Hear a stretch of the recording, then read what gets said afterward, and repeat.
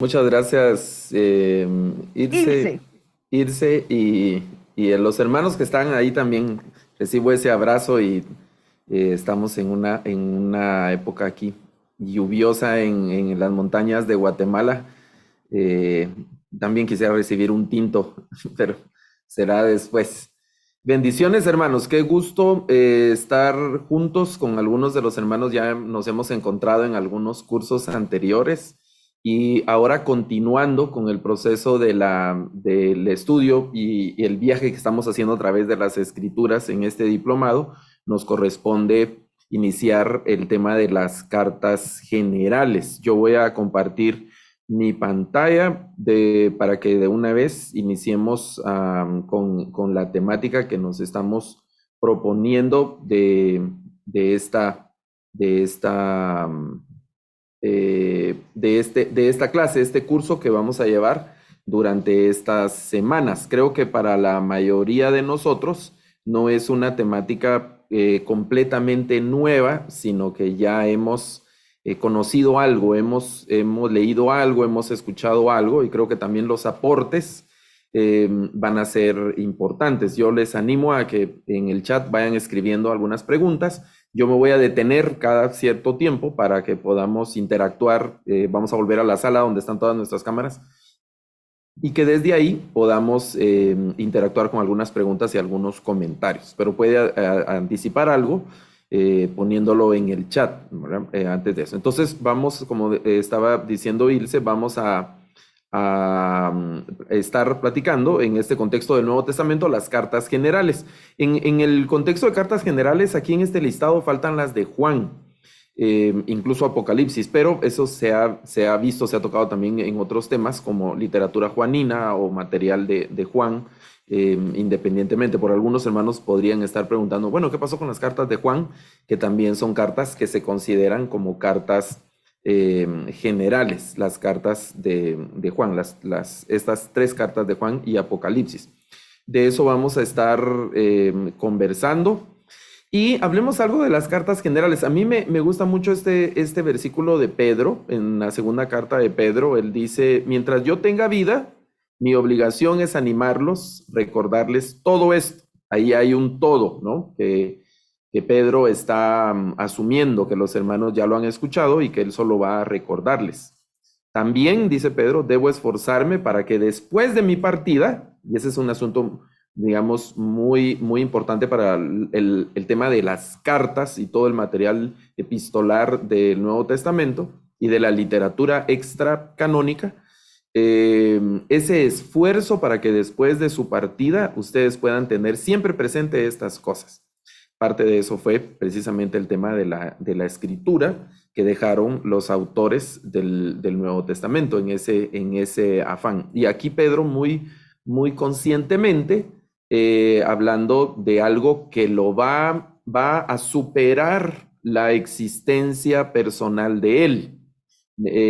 Pedro está, si yo estoy tratando de meterme ahí en el pensamiento de Pedro, Pedro está pensando, o yo estoy pensando que Pedro está pensando, que él es temporal, pero hay un mensaje que debe trascender más allá de la misma existencia vital de Pedro. Lo mismo hizo Pablo y otros autores, ¿no? Y de alguna manera nosotros también debemos de pensar en eso, del legado que nosotros vamos a dejar. Si la historia se sigue extendiendo, hay un momento en el que naturalmente el ciclo de la vida nos alcanzará, vamos a cerrar nuestros ojitos y ya nunca más los vamos a volver a abrir en esta naturaleza y en este ambiente, y entonces pues, ¿qué va a quedar en ese tiempo en el que nosotros ya no estemos presentes? En nuestra familia, en los ministerios, en las actividades que nosotros hacemos, una serie de cosas como esas, ¿no? Es algo que de entrada, yo quise poner este versículo aquí de entrada. Pedro ya nos está llamando a alguna reflexión, precisamente por estas cartas. El mundo del primer siglo, que es el contexto en el que están ocurriendo estas cartas, principalmente, es un mundo muy extenso, que ha tenido ya algunos avances tecnológicos en asuntos de comunicaciones. Una de las principales actividades en las que la humanidad a través de los siglos y milenios ha puesto interés ha sido en el tema de las comunicaciones. porque son vitales, ¿no? A través de diferentes medios, ¿no? Sonidos, escritos, vamos a ver, así como símbolos y algunas cosas como esas. Durante los procesos de las guerras se han inventado una serie de claves y lenguajes encriptados y una serie de cosas muy interesante, muy impresionante. Y entonces en el mundo del primer siglo es un mundo donde ya hay una tecnología, hay siglos anteriores también de desarrollo tecnológico, pero en ese primer siglo en particular, que nosotros llamamos primer siglo de la era cristiana, el movimiento epistolar es un movimiento que tiene bastante actividad y que se han desarrollado ya elementos, ya hay, vamos a decir, están los pergaminos, están, bueno, ya los papiros también están quedando un poco en desuso en este tiempo, principalmente papiros, y hay grandes distancias por recorrer. Entonces el tema de los correos a través de gente que va en los barcos, gente que va a caballo, en bestias, en carros, gente que va literalmente corriendo, que va a pie, llevando una misiva, llevando un mensaje que va escrito en algún material a ciertos destinatarios, ¿no? Toda esa parte que es el tema mismo de la elaboración de las cartas, todo eso es un asunto muy impresionante. Entonces, lo importante era llevar esa información, cualquier información, entre un remitente y un destinatario que son reales, que son dos personas en ese momento y que están obviamente separados por una distancia, ¿no? Que puede ser básicamente larga, esa distancia. Y hubo también correos, vamos a decir, y personas que llevaban mensajes así orales. La persona, yo quiero mandar un mensaje a Ilse en Colombia, entonces traigo a un encargado de eso y le digo, mire, por favor, dígale a Ilse esto y váyase a Colombia y dígale esto. Entonces no le doy nada, sino que escucha ese mensaje, lo tiene que interiorizar, lo tiene que recordar y luego recorrer toda la distancia entre Guatemala y Colombia y buscar a Ilse y decirle, manda a decir Luis esto y le da el mensaje. Su tarea está concluida, salvo que haya una respuesta, ¿no? Un retorno. Y todo el tiempo que pasa entre la elaboración del mensaje y la entrega y la posible respuesta. Algo interesante de las cartas son la retórica que está presente en todas las cartas, ¿no? Pablo, en las cartas del apóstol Pablo, pues hay una retórica muy interesante. Hace gala, Pablo, de una serie de recursos con los que él había sido instruido, tanto de la cultura y la tradición judía, como de la cultura y la tradición helénica. Pablo echa mano en la elaboración de cartas de todos esos recursos en los que él había sido instruido. Pedro lo reconoce también. Vamos a hablar de la carta de Pedro en una de estas clases. Y Pedro dice, de estas cosas ha hablado el hermano Pablo, cosas que son difíciles de comprender, y Pablo pues se ha metido a esos líos y pues hay que tenerle paciencia, dice Pedro al final de la segunda carta. Entonces hay una serie de argumentaciones de índole legal o forenses, donde se usan tecnicismos propios de la época, propios de determinadas profesiones y determinados oficios, y que vamos a decir que aquí nosotros, que somos lectores, 20, un poco más de 20 siglos, o más o menos unos 20 siglos después de que se escribieron estas cartas, tenemos una tarea, voy a decir, no fácil, y hay que reconocerlo, que no es fácil, que no es sencilla, y hay que dedicarle suficiente tiempo. La tarea de investigar, conocer, indagar en este mundo del primer siglo para que podamos comprender desde ahí los tecnicismos y las cosas que están presentes en las cartas, ¿no? Esa argumentación legal, la argumentación forense. También está la argumentación deliberativa o las exhortaciones, los discursos parenéticos, también como se suelen llamar, que es precisamente toda la parte de la exhortación, toda la parte de arenga, toda la parte de sacudir a la audiencia con las expresiones que pueden ser con diferentes palabras, ¿no? Hay algunas palabras, eso vamos a ir viendo a lo largo de estas cartas. Hoy vamos a empezar a hablar algo de Hebreos, pero vamos a concluir en la siguiente sesión algo de Hebreos. El contenido es extenso de Hebreos. Y en Hebreos hay algunas expresiones en griego, por ejemplo, que al hacer la traducción hay que construirle algo para recuperar el sentido, la fuerza, el ímpetu que tiene el término, ¿no? Y que en griego suena con esa fuerza, pero que al hacer la traducción, la fuerza, si no se tiene el cuidado adecuado en la traducción, pues ese impulso, ese ímpetu que tiene la terminología que se ha usado, puede perder cierta cosa, ¿no? En todos los idiomas hay algo, ¿no? Nosotros en nuestros diferentes países de Latinoamérica tenemos expresiones muy locales, ¿verdad? Que nos sentimos, ahí descargamos mucha emoción, mucha emotividad, lo que sentimos al usar la expresión. Cuando la explicamos o queremos usar la expresión en otro contexto, pierde sentido, ¿no? O al tratar de traducir, pero nos sentimos muy cómodos cuando usamos nuestra expresión porque ahí descargamos, encierra esa expresión muy propia de nuestra región, encierra el sentimiento, la fuerza, la intencionalidad y el significado que nosotros queremos darle.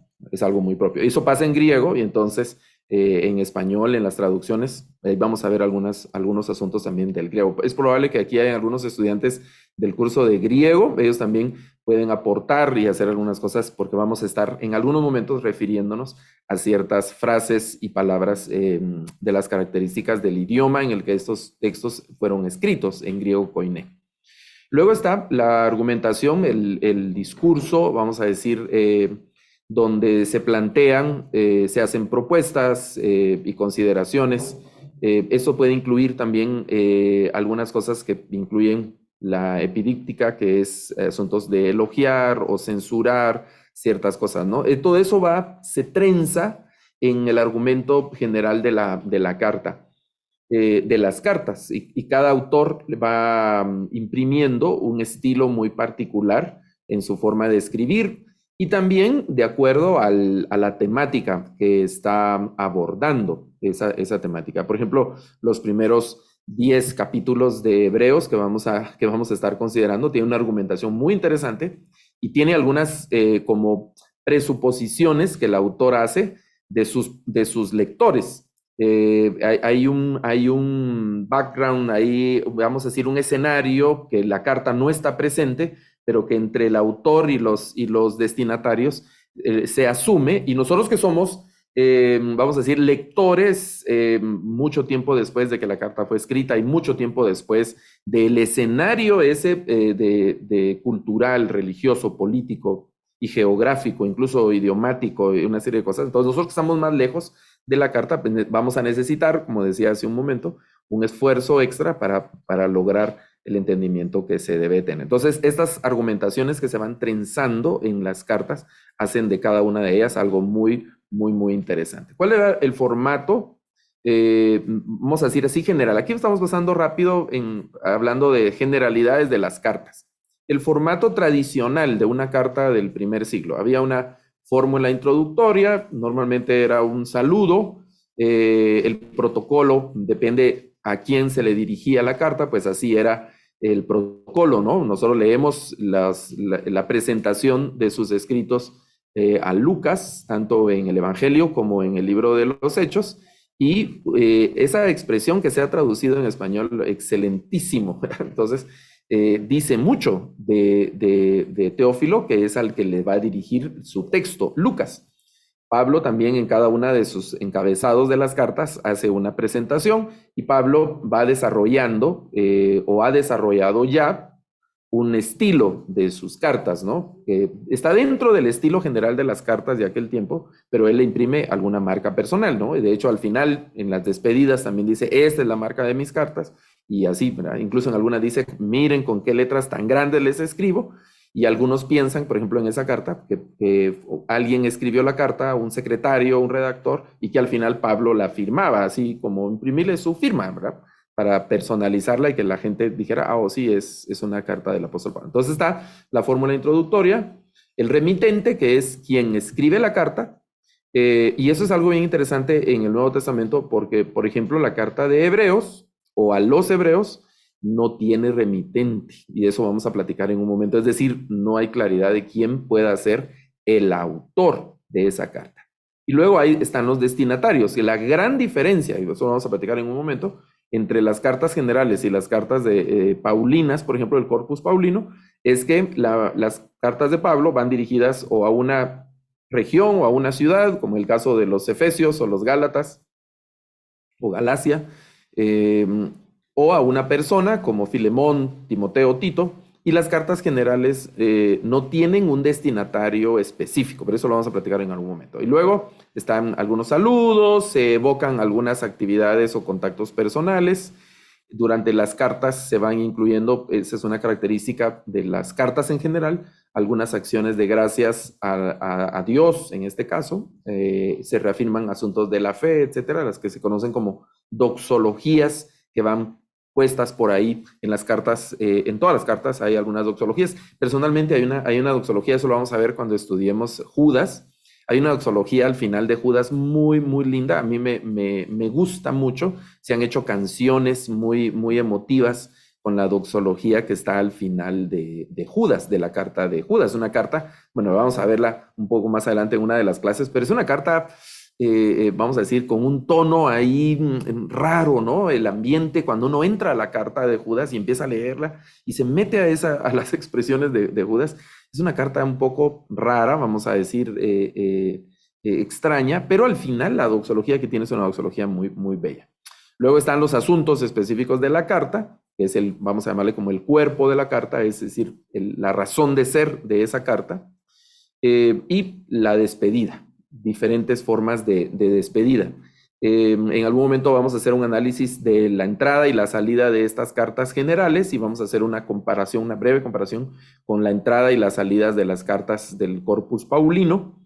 Y vamos a hacer ahí, tener una visión un poco más clara de las diferencias que tiene cada autor y autores en estas fórmulas para las despedidas. ¿Cuál era el propósito de las cartas? Y aquí nos vamos a centrar más en las cartas que tenemos en el Nuevo Testamento, ¿verdad? Porque hay otros propósitos para otro tipo de cartas y otro tipo de intercambio epistolar, de gobierno, etcétera. Estas son cartas que tienen un propósito y un fin muy particular por el ambiente en el que las cartas se están generando y el propósito con el que las cartas se están escribiendo. Hacer discípulos, es decir, el tema del discipulado es algo que está presente, y eso básicamente es enseñanza, ¿no? Incluso aquí yo quisiera agregar el tema, no solo hacer discípulos, sino también es una especie de pastoreo a distancia, ¿no? Ahora que han pasado este tema de las cuarentenas, los encierros y todo eso, pues a muchos nos tocó que realizar el ministerio pastoral por el teléfono, WhatsApp, los software de las conferencias virtuales. Algunos nunca en la vida los habían utilizado, algunos de nosotros ya habíamos usado algo como Skype y otros que estaban en el mercado digital, pero ahora por tema de pandemias y los encierros y todo eso, eso se creció de una forma exponencial. Entonces, hacer discípulos, el tema del pastoreo, responder preguntas, alguien preguntaba, se respondía, también confirmar y reafirmar enseñanzas. Habían cartas de recomendación, digamos, en algunas cartas hay pedacitos donde se pide consideraciones frente a algunos hermanos, ¿no? Aparecen en las cartas paulinas particularmente y en algunas de esas cartas generales también se mencionan algunos nombres, como que podría funcionar la carta en ese segmento como una carta de recomendación. Corregir errores doctrinales, tratar asuntos disciplinarios, el tema de consolar, pastorear que estábamos hablando y otros, pero estos particularmente son los más relevantes. Hablemos de por qué el título de las cartas, ¿no? Cartas generales, y en algunos textos se habla pueden ser tres formas que yo he encontrado. Cartas generales, como es el título del curso, cartas católicas y también cartas universales, se les llama. Entonces, el título de católico o universal hace referencia a que no van dirigidas a una comunidad o a personas en particular, como estábamos hablando hace un momento. Por ejemplo, Éfeso, Gálatas, Timoteo, sino se dirigen más bien a los cristianos en general. En algunos casos se hace referencia a algunas regiones. Por ejemplo, Primera de Pedro, en los primeros versículos se habla de algunas regiones, el Ponto, Capadocia, Galacia, Bitinia, son algunas de esas regiones que se mencionan en Pedro, pero no una en particular. Es decir, podríamos encerrar ese espacio geográfico como que ahí va dirigida la carta de Pedro, pero en general no una específicamente. Eh, Otro asunto interesante es en la ubicación canónica de estas cartas. En algunos listados antiguos aparece, eso lo vamos a platicar cuando hablemos asuntos de crítica textual de algunas de estas cartas, la colección de cartas generales aparece en algunos listados canónicos después, digamos, es decir, primero están los evangelios, luego Hechos, y luego aparecen posteriormente. Así los tenemos hasta el día de hoy, después vamos a ver, de los escritos de Pablo, pero en la antigüedad, en algunos listados, se ponen antes del material de Pablo. Y el criterio era que estas cartas, porque se le atribuyen, vamos a decir que tradicionalmente, a apóstoles que anduvieron con Jesús personalmente, estos autores o estas personas que hicieron esos listados canónicos del finales del segundo siglo, tercer siglo, por ahí, los están poniendo inmediatamente después de los evangelios y de Hechos, y el Corpus Paulino lo ponen de último, pensando en esa consideración de que los escritos de Pablo tenían una importancia menor que la importancia de las cartas generales. Digamos, el criterio nosotros lo debemos de manejar con mucho cuidado, porque hoy, pues, ningún libro de la Biblia para nosotros es más importante que otro, ¿verdad? Tenemos nuestros libros favoritos, nuestros libros preferidos, que nos gusta leer y nos gusta investigar, y tal vez estamos enganchados con ese libro, pero no significa que si nosotros decimos que ese es el libro principal de la Biblia, creo que ahí hay un tema de cierto riesgo en asuntos de canonicidad y todo eso, ¿verdad? Con ese tema. Okay. Vamos a avanzar un poco más, luego nos vamos a detener para hacer la primera pausa y conversar entre nosotros de estos temas. Estas colecciones del Nuevo Testamento, ¿no? Y tratando de ubicarlas también con algunas fechas aproximadas. El Corpus Paulino, que aparece como tal, y algunas referencias de algunos autores y algunos padres, referencias hacia finales del primer siglo, está conformado, y se empieza a aparecer algunas referencias del Corpus Paulino como tal, ¿no? Es decir, algunas cartas se están integrando, ya hay una especie de Corpus Paulino. Luego están también los Hechos, aparecen en algunos como Memorias de los Apóstoles, así lo menciona Justino Mártir, más o menos como a mitad del siglo II, o los Hechos de los Apóstoles como nosotros lo tenemos. Luego menciona Irineo, por ejemplo, hacia aproximadamente el 180 después de Cristo, se refiere a la colección de ciertos libros como los evangelios, ¿no? Obviamente fueron redactados antes, empezaron a circular, empezaron a tener, a ser utilizados, a ser leídos y a dialogar con ellos, ya sin la presencia de los apóstoles, obviamente, sino el escrito como tal. Y esa parte, digamos que es una parte que no se tiene la certeza completa en la historia. ¿Quién fue la primera persona que empezó a juntar los escritos como haciendo una colección propiamente? Lo que tenemos son referencias de otras personas que hablan de esas colecciones como ya una colección como tal. Y luego están las cartas generales hacia finales del segundo siglo, entre finales del segundo siglo y principios del tercer siglo, cuando empiezan a aparecer las referencias como cartas generales o las cartas católicas o las cartas universales, como se les ha denominado, estas colecciones de estos textos. Ok. Y se considera como cartas generales entonces a las cartas del Nuevo Testamento que no se le atribuyen al apóstol Pablo. El material de cartas en el Nuevo Testamento sería el Corpus Paulino o las cartas paulinas, como se llama, y las cartas generales.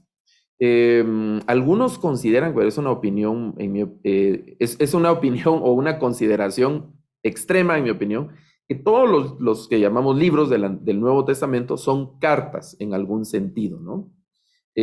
Bueno, le faltan algunas fórmulas, por ejemplo, a los evangelios, no hay propiamente, salvo Lucas, no hay un saludo inicial o un destinatario o una despedida como tal de los evangelios para tener la estructura de una carta. Hechos tiene más o menos esa estructura, pero no encaja totalmente en la estructura de una carta. Entonces ubicamos cartas de Pablo y las cartas generales. Y la primera que vamos a hablar, vamos a empezar a comentar el día de hoy, es Hebreos, y con Hebreos hay un tema ahí que algunos consideran que es una carta paulina, por eso es que en algunas, ustedes ven las clasificaciones y las tablas del Nuevo Testamento, algunos ponen a Hebreos como una carta paulina, porque dicen, no, esta la escribió Pablo, pero también aquí me anticipo, no hay hasta el momento ninguna evidencia que sea concluyente y un argumento concluyente para asignarle totalmente la carta, la autoría de la carta de Hebreos al apóstol Pablo. Por eso que nosotros lo estamos considerando como una carta general, ¿verdad? Y eso no va en detrimento de Pablo, ni en detrimento de la carta, ni de nada. Solo sencillamente no se sabe con certeza hasta el momento quién pudo haber escrito Hebreos. Y luego está Santiago, las cartas de Pedro, las cartas de Juan, Judas y Apocalipsis, que ese sería el conjunto completo de las cartas generales. Nosotros estamos haciendo un acercamiento sacando a Juan y Apocalipsis, considerando la literatura juanina en un momento aparte. Entonces estamos agrupando las cartas que quedan fuera, digamos, de esa consideración de autoría juanina. Y ahí se agrupa el Evangelio de Juan, las cartas y Apocalipsis, ¿verdad? Algunos hacen el acercamiento, por ejemplo, del material lucano, dicen, y consideran Lucas y Hechos, el material de Pedro, entonces solo las cartas de Pedro y así. Son diferentes formas de acercamiento al texto. Nosotros hemos propuesto Hebreos, Santiago, Pedro y Judas como nuestra propuesta para trabajo de cartas generales, ¿verdad? Pero insisto en ese punto, solamente es una manera diferente de acercarse a estas cartas. Entonces, me voy a detener aquí para escuchar algunas preguntas o comentarios que quieran. A ver, pueden levantar su mano ahí en la sala o escribir en el chat. Estoy leyendo aquí algo que pusieron en el chat mientras escuchamos a Ángel Baltazar. Bienvenido, Ángel. Puede abrir su micrófono y comentarnos. Buenas noches. En reacción del libro de Hebreos, ¿me escucha? Okay. Entonces, ¿a quién cedemos la autoría de Hebreos? Entonces, no sabe quién escribió y así lo aprendemos. ¿Cómo es eso? Es esa parte dentro del libro de Hebreos. Porque si uno tiene autor, ¿quién escribió?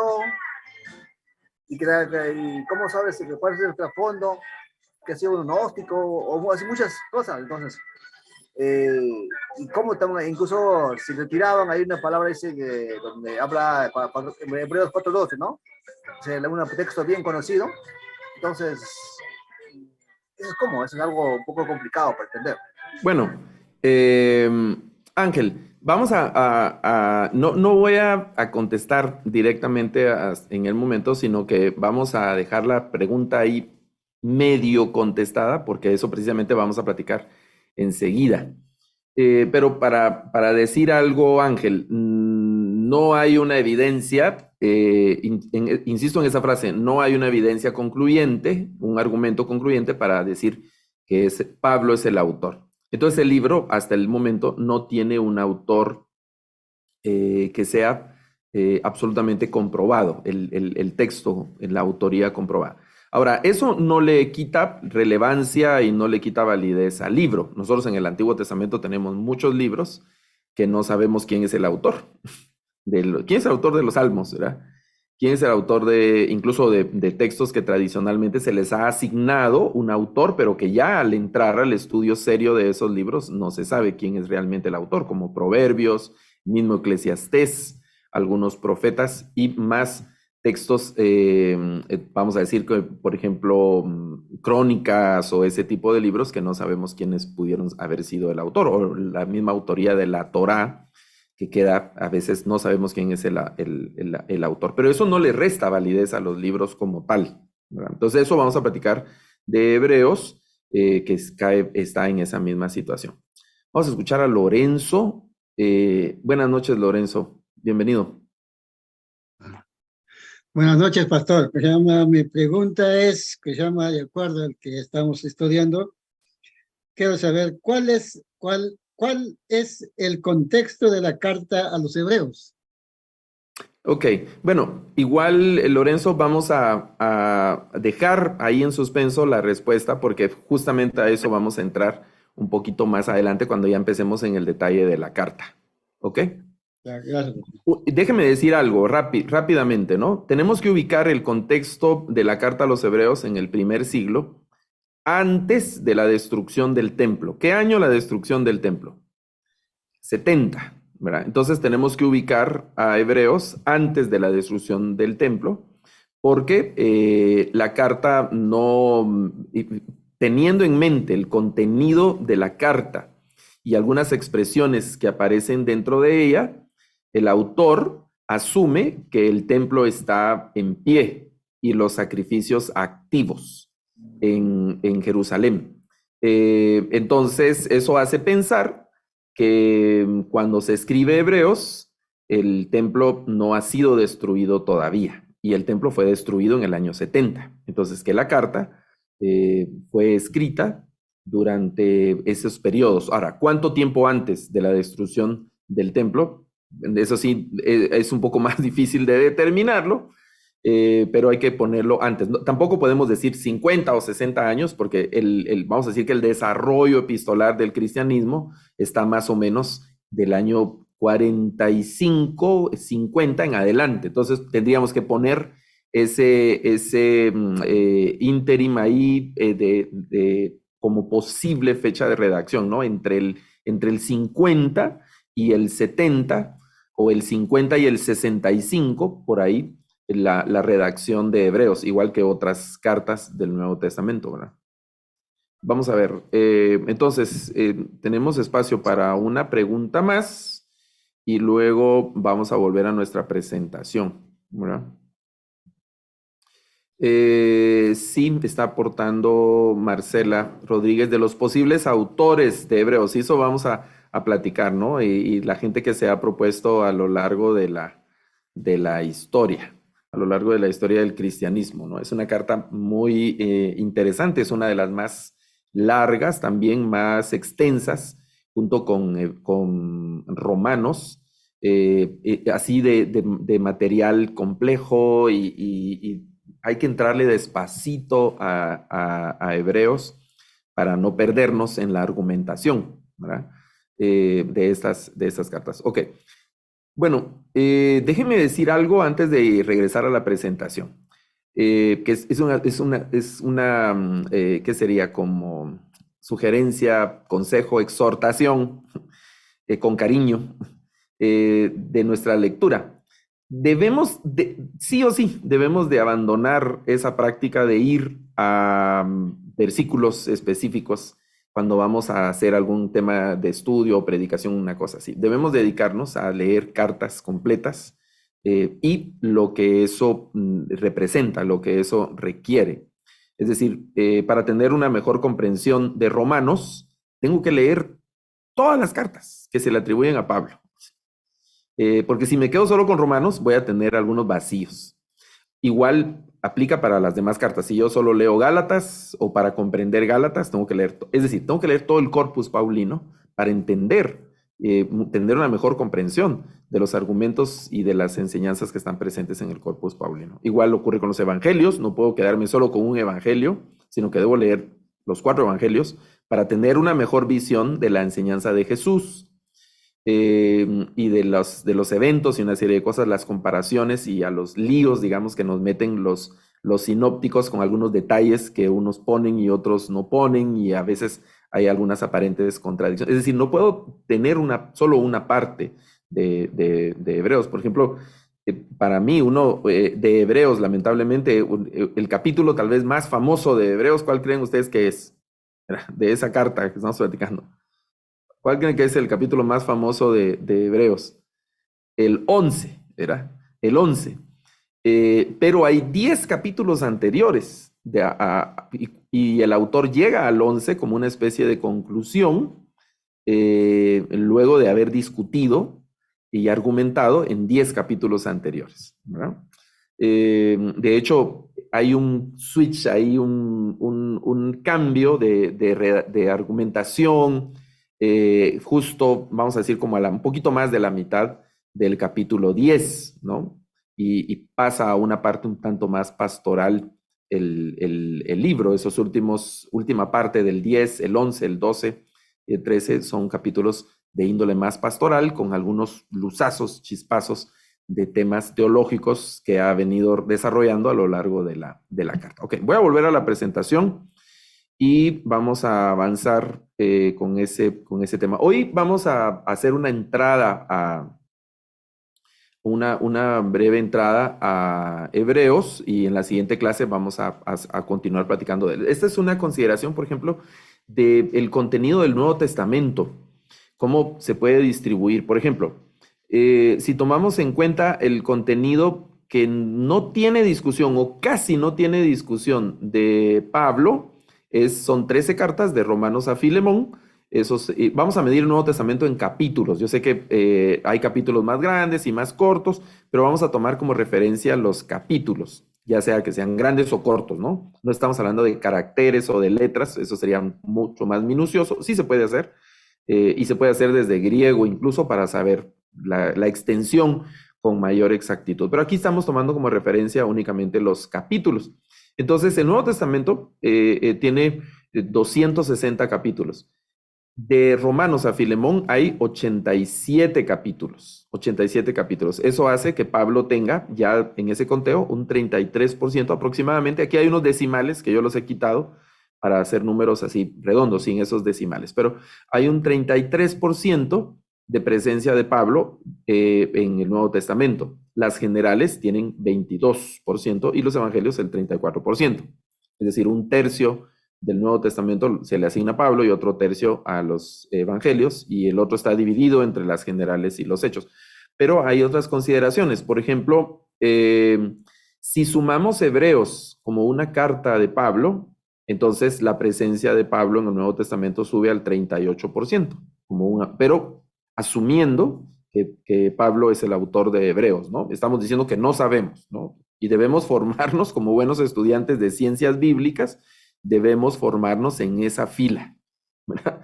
Porque si como estudiantes de ciencias bíblicas aseveramos que Pablo es el autor de Hebreos, lo primero que tenemos que poner sobre la mesa son las evidencias. Por eso el tema de ciencias bíblicas. No podemos hacer declaraciones dogmáticas desde nuestra postura como estudiantes de ciencias bíblicas.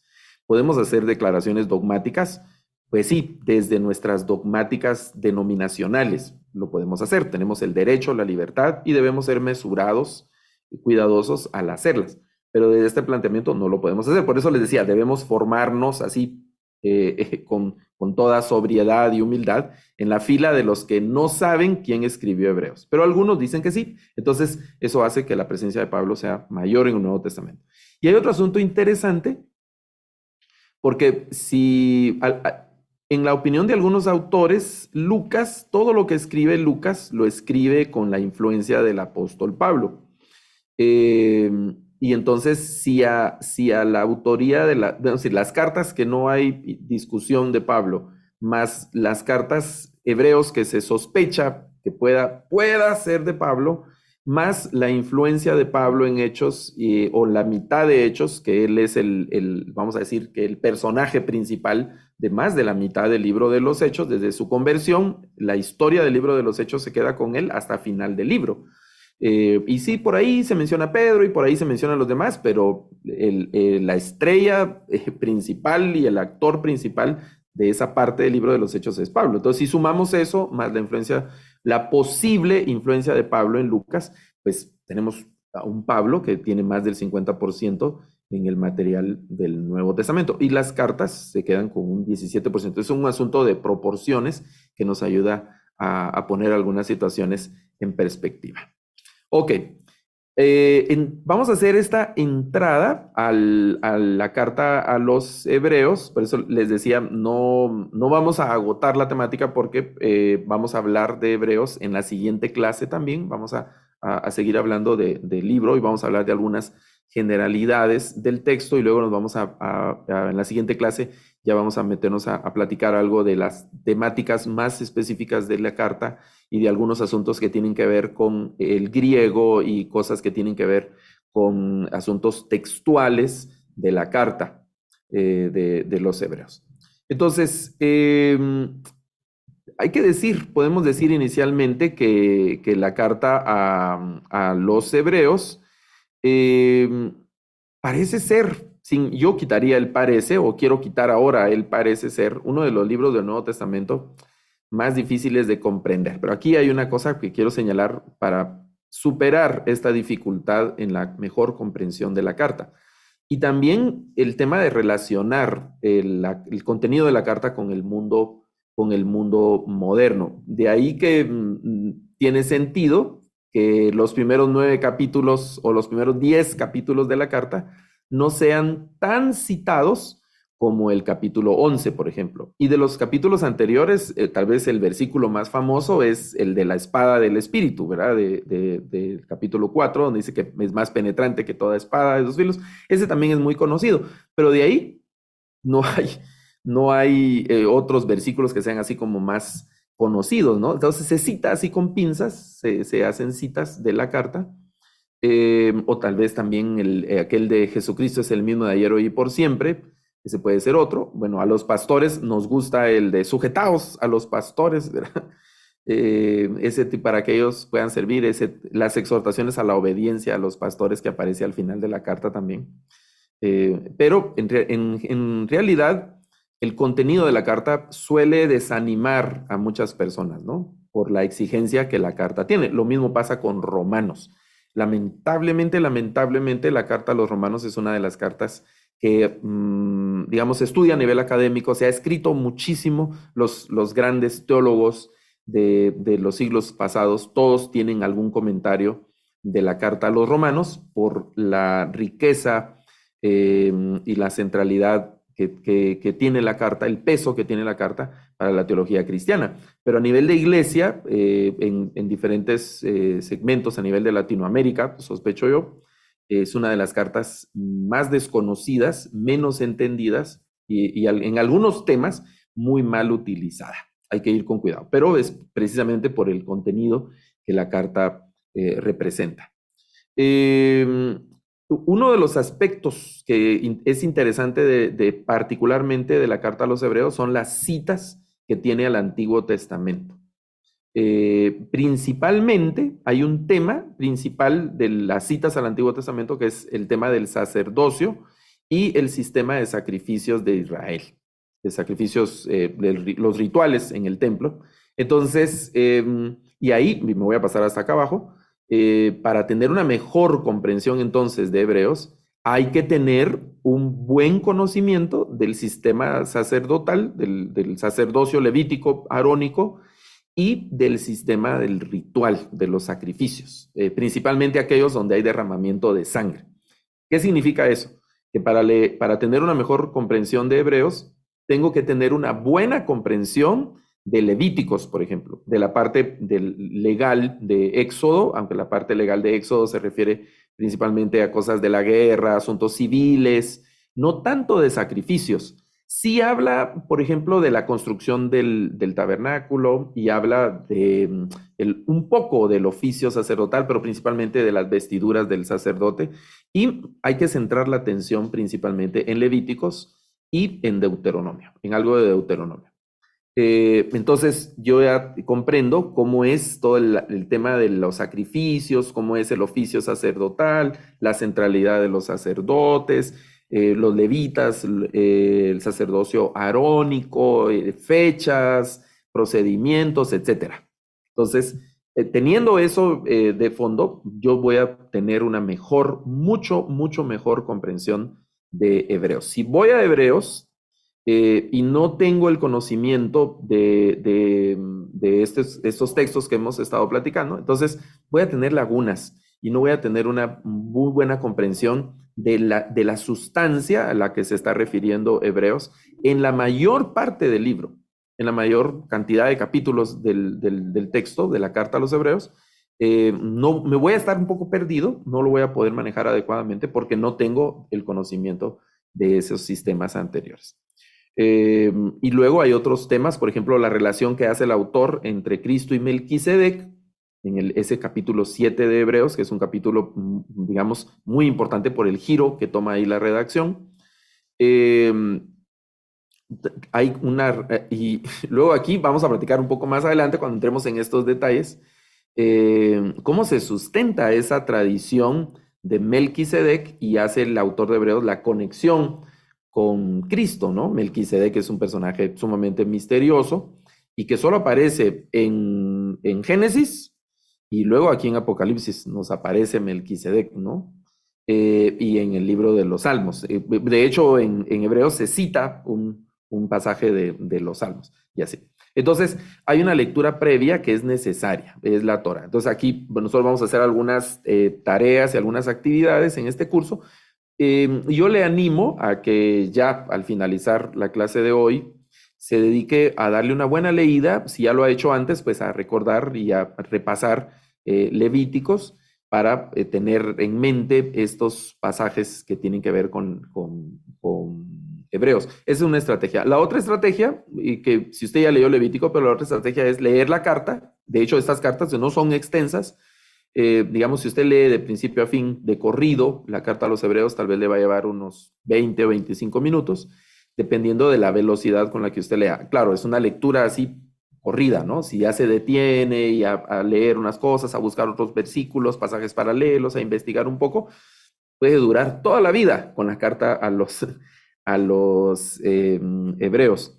Yo tuve el gusto, vamos a decir, el privilegio de estar acompañando a un hermano que escribió un texto, un libro como un comentario al libro de los Hebreos, y yo le estuve apoyando, y él le llevó mucho tiempo terminar el material que él estaba preparando. Inició como eran lecciones para la escuela dominical de su iglesia con adultos, en la escuela dominical de adultos de la iglesia, y luego eso se fue transformando cada vez en un material más extenso y más denso y más profundo con las investigaciones que el hermano estaba haciendo, ¿no? Entonces puede pasar años, muchos años, estudiando la carta a los Hebreos, ¿no? Ese tipo de cosas. Entonces, esta carta es muy importante porque aporta acerca de la persona y la obra de Jesucristo y además la naturaleza de nuestra salvación. Es una carta eminentemente cristológica y soteriológica. Estos términos, la cristología o el aspecto cristológico se refiere, vamos a decir, para ser un poco más estricto, digamos, a la persona de Cristo, y la soteriología que se refiere a la obra de Cristo. La obra de Cristo no pensando, es decir, la soteriología encierra más cosas, lo vamos a platicar también un poco más adelante, en la siguiente clase específicamente. Y la obra de Cristo no tenemos que reducirla a las sanidades, a la multiplicación de los panes y que caminó sobre las aguas o la transformación o la transfiguración, como hablamos, sino la obra de Cristo que incluye eso, pero que principalmente va en función de la redención de la creación, la humanidad y la renovación de todas las cosas y suprimir al pecado y a todos los enemigos de la creación de Dios en el misterio de Jesucristo, ¿no? Y la carta empieza de una manera así muy elocuente refiriéndose a ese tema. Dios antes habló a través de muchas formas, a través de muchos medios, por los profetas, pero ahora nos habla a través de su Hijo. Y ahí todo lo circunscribe el autor, ahora todo lo amarra, todo lo conecta con la persona del Hijo y va a pasar a ser el elemento principal de la carta,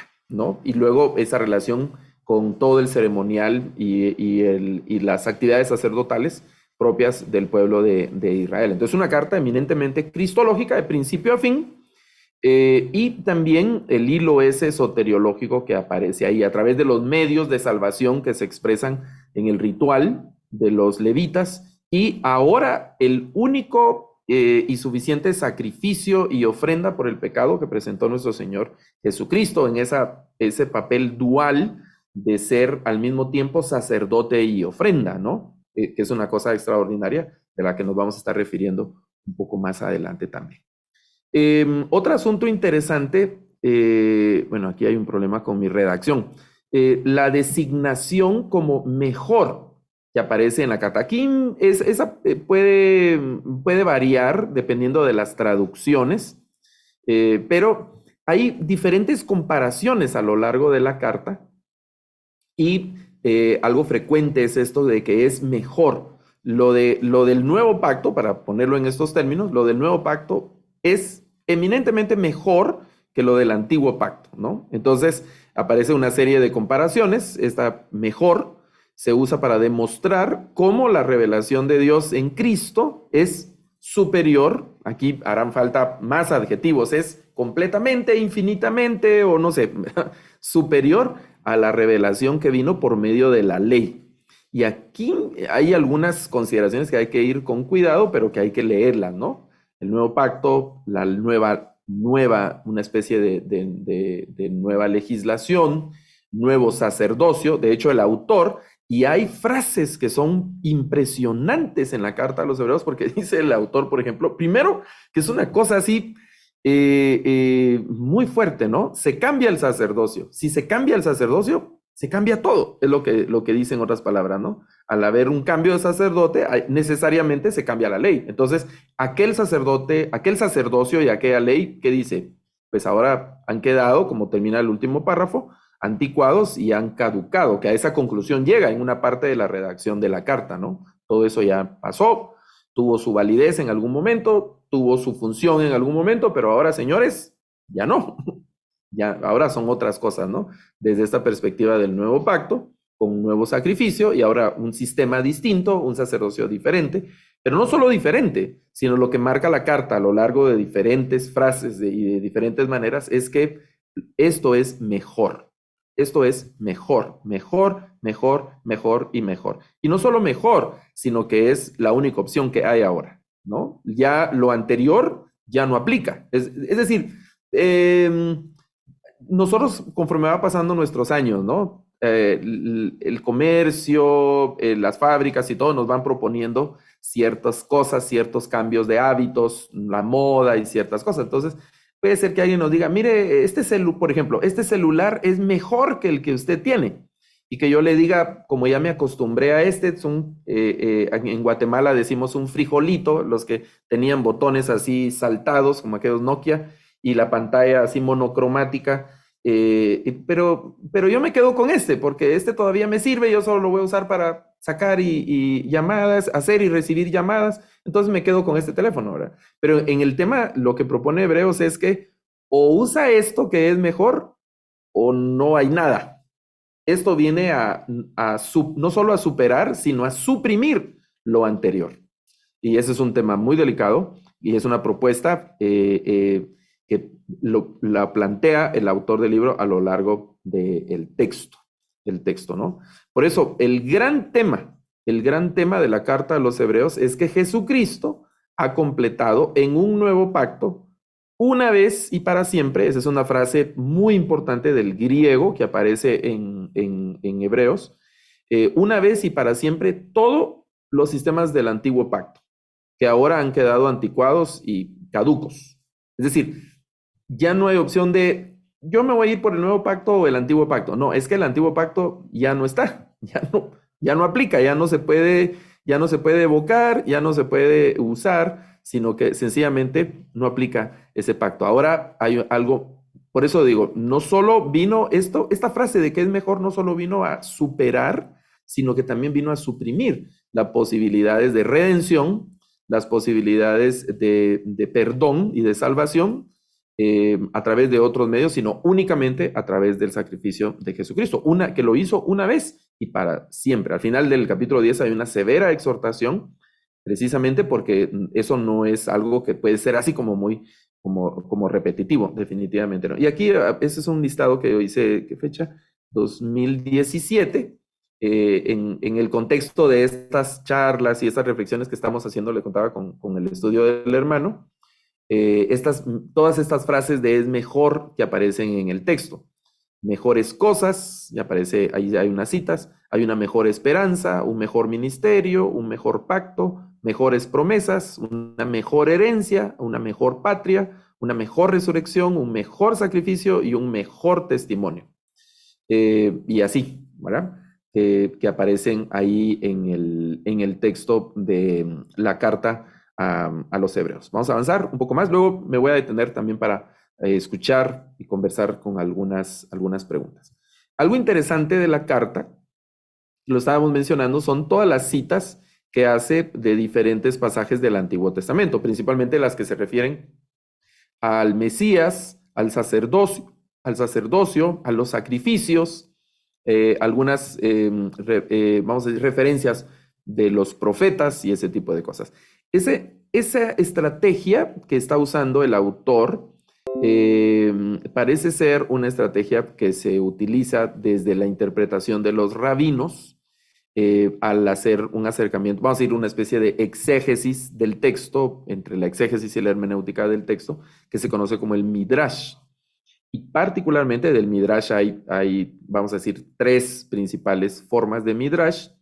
Y hay un Midrash que se llama Pesher, el Midrash Pesher, de la estrategia de estudio y acercamiento del texto, que los maestros hacen dentro de los mismos textos, y de hecho los mismos autores van citándose dentro de los mismos textos, tomando un pasaje antiguo de una escritura antigua, trayéndolo al presente, porque este presente que hay ahora le da sentido a ese pasaje que ha citado. Es lo que hace el autor cuando empieza a citar pasajes de los Salmos, por ejemplo: Hijo mío eres tú, yo te he nombrado sacerdote para siempre según el orden de Melquisedec, aparece en los Salmos, pero ahora en el contexto de hebreo, eso de la carta a los hebreos, eso cobra una relevancia mayúscula al estar relacionado con la persona de Cristo, con nuestro Señor Jesucristo. Entonces, ese juego, para usar la expresión juego, ese uso o esa forma de interpretar las escrituras se conoce en la estrategia del estudio rabínico como el Midrash Pesher, y aparece a lo largo de la carta, ¿no? Hay más de 60, parecen ser más de 60 Pesher que están presentes en la carta. Es decir, lo que está diciendo el autor, pues esa podría ser una conclusión en este momento, lo que está diciendo el autor al llenar la carta de citas del Antiguo Testamento es que esto no me lo estoy inventando yo, no lo estoy proponiendo yo, sino que aquí está escrito, y ahora a la luz de estos pasajes hay que interpretarlos de esta manera, a la luz de estos acontecimientos, y así. El suficiente fundamento con lo que está diciendo. Por ejemplo, el cuadro que está en rojo es un pasaje de los Salmos, y el cuadro que está en azul o en celeste es la forma en la que lo está citando dentro del texto. Vamos a ver un poco más adelante que hay un asunto aquí textual, de asunto de crítica textual, que tiene que ver porque ahora nosotros, digamos, abrimos nuestra Biblia, cualquiera de nuestras Biblias, y lo que encontramos en el Antiguo Testamento, yo me estoy adelantando a algunos temas, lo que encontramos en el Antiguo Testamento es el texto masorético. El texto masorético es el texto de la tradición hebrea, pero el autor de Hebreos, por ejemplo, cuando cita, no cita el texto masorético, sino que cita la Septuaginta. Y eso hace interesante el cruce de las referencias también cuando vamos de Hebreos en nuestra misma Biblia, ¿no? Yo abro una Biblia, cualquiera que sea la Biblia que abra, y leo en Hebreos un salmo, y entonces voy al libro de los Salmos en el Antiguo Testamento y lo leo, y puede ser que no encajen y que te encuentren algunas diferencias. Ya algunos proyectos de traducción han armonizado para evitar esos conflictos, pero cuando uno ya se mete a leer más versiones y a investigar comentarios, o si uno ya tiene el conocimiento de hebreo y de griego, entonces empieza uno a viajar, entonces dice, aquí está pasando algo extraño. Bueno, lo extraño, o que podríamos llamar extraño, es que el autor de Hebreos cita la Septuaginta, mientras que lo que tenemos nosotros hoy en el Antiguo Testamento es el texto masorético, ¿no?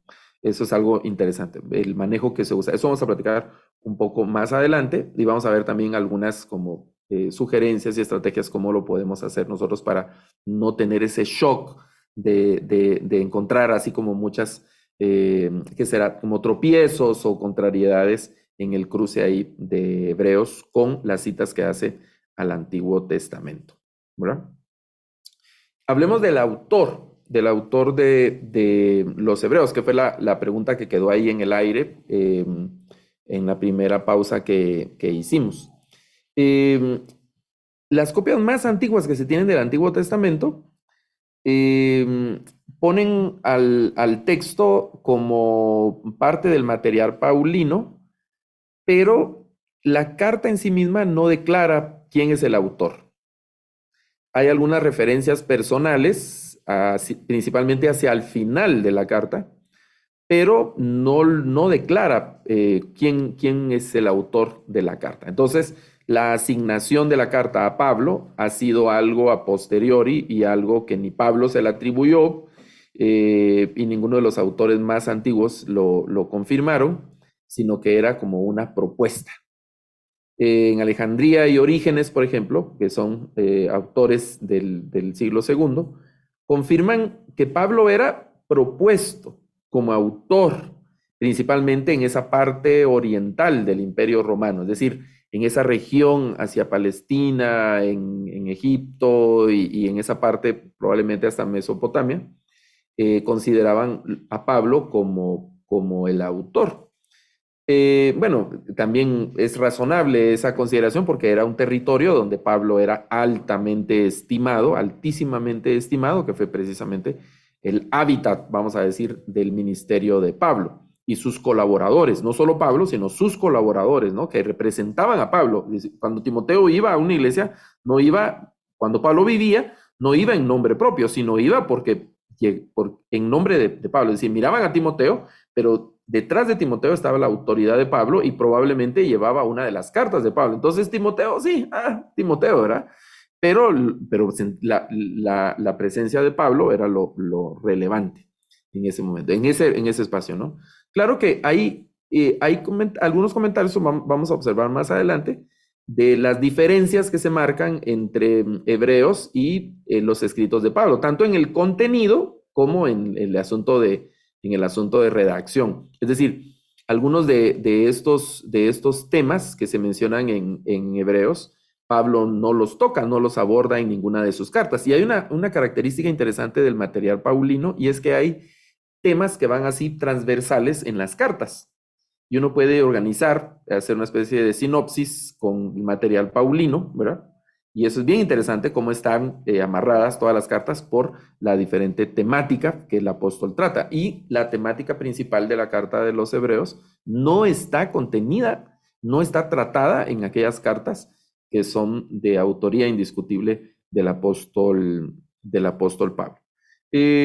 Algunos sugieren que sí pudo haber tenido alguna influencia o hasta alguna responsabilidad en la carta, pero que seguramente otra persona escribió. Es decir, no podemos confirmar la autoría de Pablo en Hebreos, ¿no? No podemos confirmarla. No desde nuestra perspectiva de ciencias bíblicas, ¿verdad? No lo podemos hacer porque necesitaríamos evidencias, ¿no?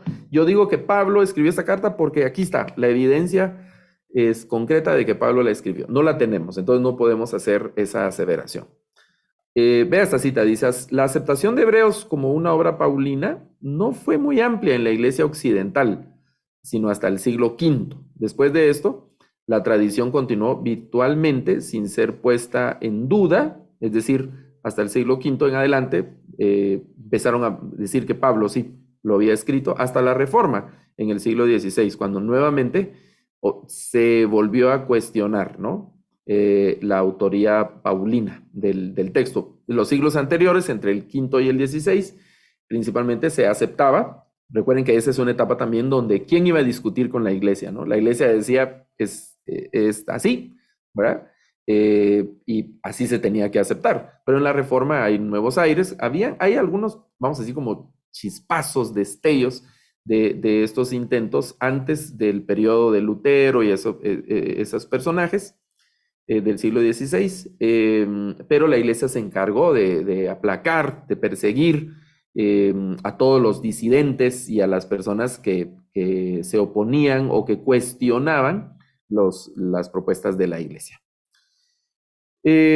Algunas objeciones. ¿Cuáles pueden ser algunas objeciones de Pablo como posible autor? Por ejemplo, Hebreos desarrolla un relato de Jesús como sumo sacerdote y de su obra como cumplimiento del ritual de los sacrificios del Antiguo Testamento.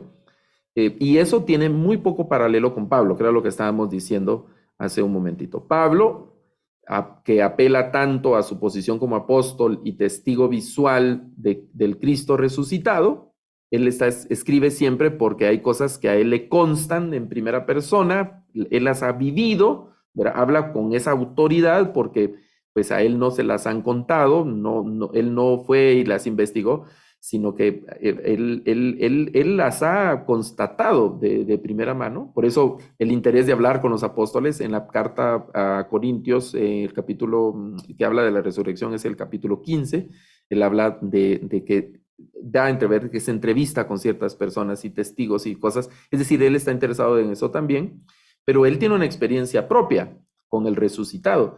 Y la carta a los hebreos hace referencia a cierta investigación y cierto comentario de segunda mano, ¿no? Por ejemplo, el testimonio por medio de los que oyeron de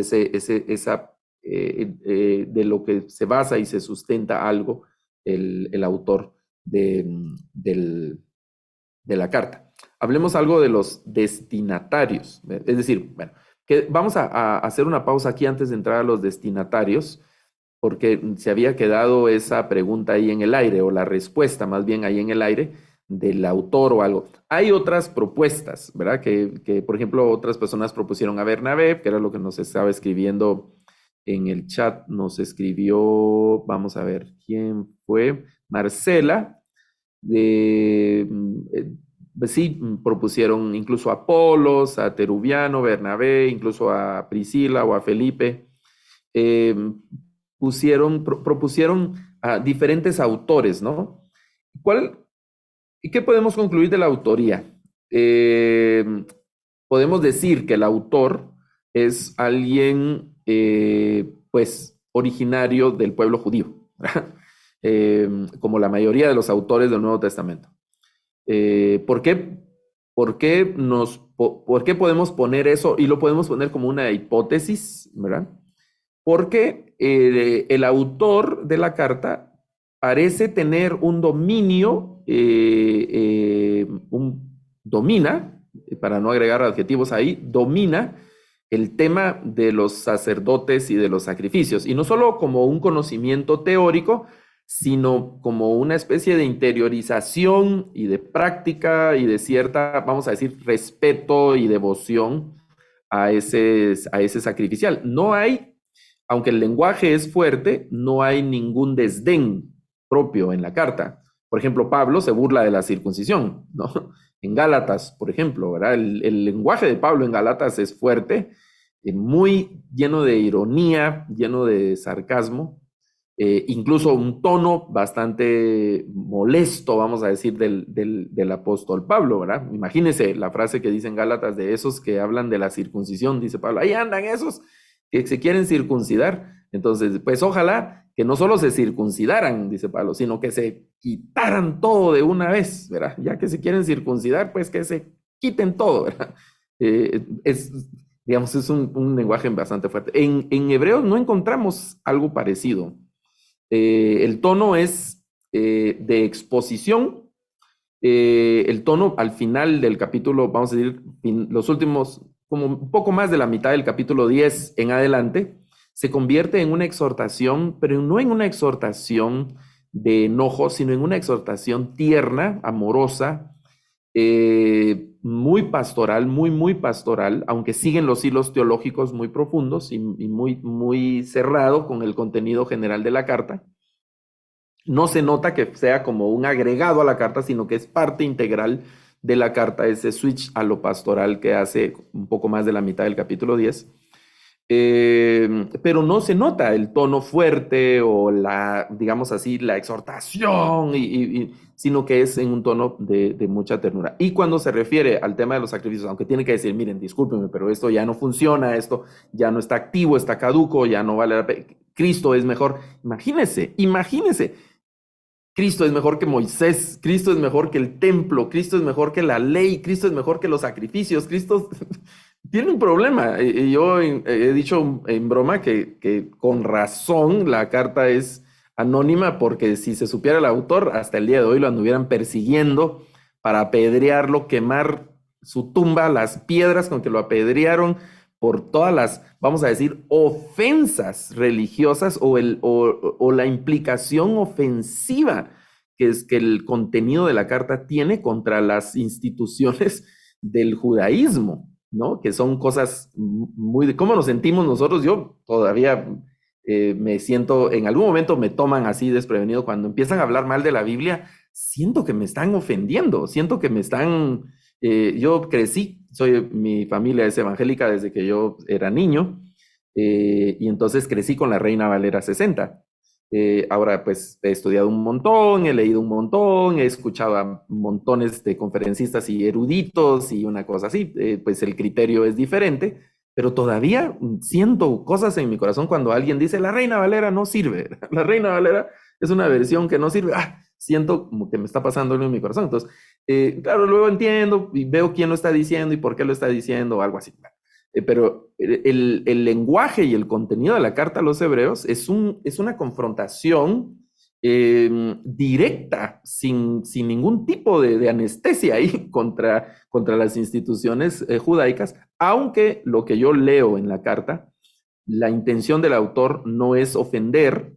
De hecho, la intención del autor no es tampoco pelear contra ciertas enseñanzas herejes, sino solo mostrar ese nuevo pacto que aparece a partir del sacrificio de Cristo, ¿verdad? Y el diálogo que tiene con el Antiguo Testamento es precisamente porque el sentido de este nuevo pacto no es, vamos a decir, absolutamente nuevo, sino que está arraiga en todo el simbolismo, en todos los tipos y las metáforas que están presentes en el Antiguo Testamento y esa reinterpretación que se hace de las instituciones. Pero al final las deja a un lado, se podría interpretar como un desdén, aunque el lenguaje no es un lenguaje ofensivo, decía, no hay burlas hacia esas instituciones o procedimientos, pero de todas maneras se los pasa llevando, ¿verdad? Se los pasa llevando. Ok, bueno, quiero ver si hay en el chat no han escrito más, y si hay alguna pregunta o algún comentario puede levantar su mano, y si no vamos a avanzar para ir a la última, vamos a decir como segmento de este primer encuentro de las cartas generales.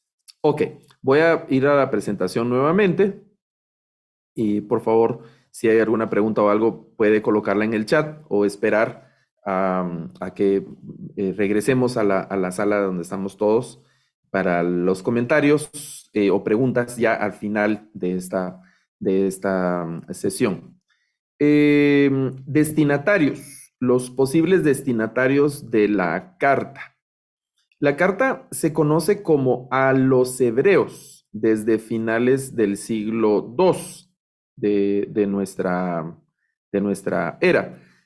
Aquí hay un tema textual porque en los manuscritos, vamos a decir, más antiguos, no aparece ese título. Es decir, en algunos manuscritos que cobran mayor relevancia, no aparece el título de a los hebreos, sino que aparece en copias de ese tiempo. Es decir, no tenemos podemos concluir que originalmente el testimonio textual parece indicar que la carta tampoco tenía destinatarios, sino que tenía nada más, empezaba la temática, ¿no? ¿Qué pudo haber pasado?